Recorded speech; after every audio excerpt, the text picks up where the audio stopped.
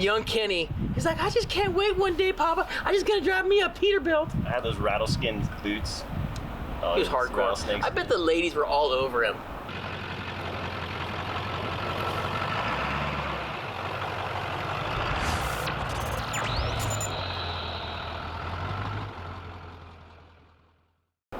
You know what also women love doing?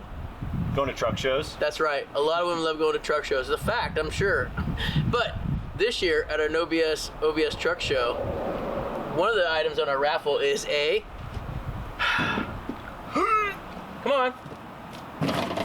Redhead steering gear. See the dust come out of this thing? Hey, if that dust could talk.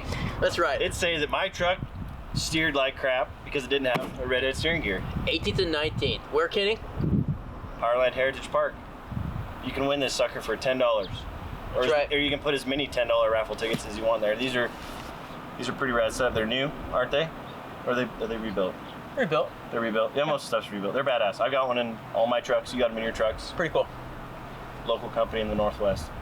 Check it out, everyone. Like we said before, it's an OBS truck show, 18th and 19th of August. It's gonna be a killer time.